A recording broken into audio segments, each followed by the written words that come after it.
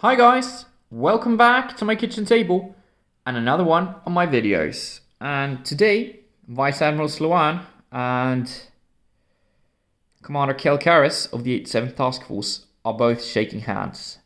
That is because she has just granted him a massive asset to the 87th Task Force.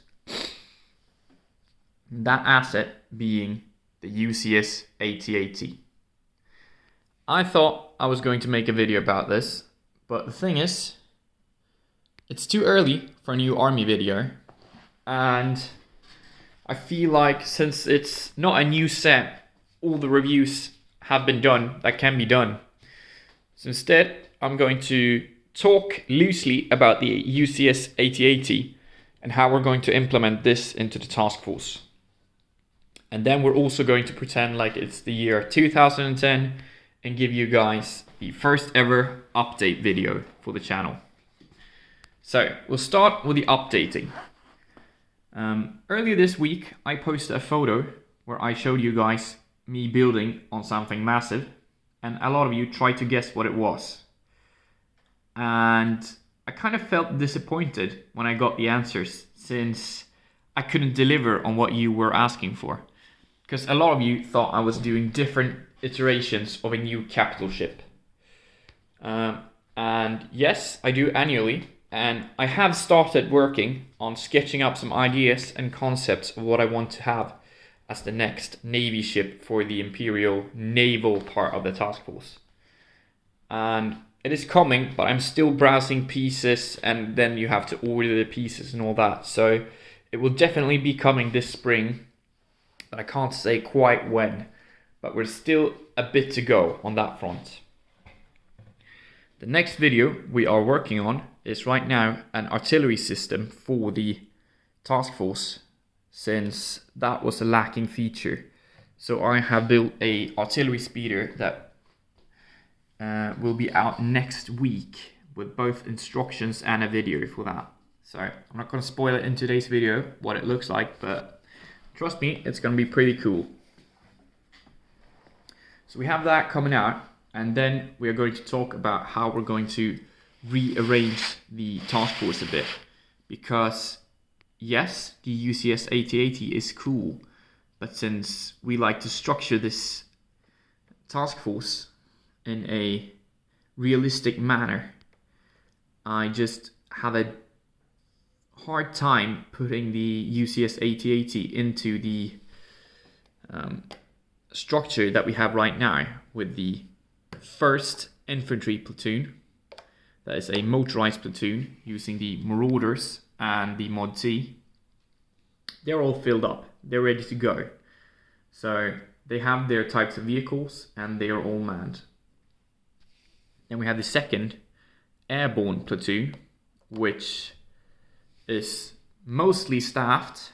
We are missing a LAAT-LE, since I need 2 for that platoon to be fully working. Otherwise, it's fully staffed. And then I had the 3rd Infantry Platoon, which I wanted to be just that, infantry-based combat, using lighter vehicles should it be needed. So that role was already filled, and that being infantry, we couldn't really get an AT-AT into it. Same with the Delta Platoon, the 4th Platoon, which was a all-weathers platoon. This all-weathers platoon will right now temporarily have to move in the structure, since it's been beefed up with some new snow troopers from the UCS AT-AT. It will be the basis for what we are about to create, which will be the 2nd Stormtrooper company of the task force. All the vehicles are already there for both motorized, airborne, infantry and the logistics platoon, utilizing tanks and all that. So I thought that the UCS AT-AT could fill pretty much all those roles in a combat environment, and therefore it will be a downsized company operating out of this. So we have a new goal for the channel, and that is to get ourselves a fully fledged out 2nd company as well. since the AT-AT can really fill all those roles. I mean, it has got great firepower and even such a long range that it can be used as an artillery system. So the logistics platoon and the artillery speeder that is coming out in a week will not be needed for that second company.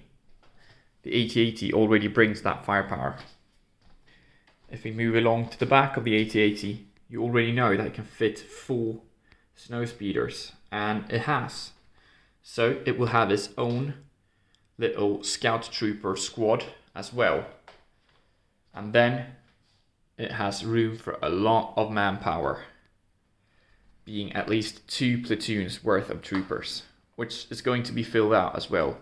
So the second company will consist of 2 platoons of troopers, as well as a scout squad and a logistics platoon, being the crew members for the AT-AT that will be in charge of both the artillery side, and then I guess the scout squad will be assigned to the logistics platoon as well. So we now have announced a second company for the task force.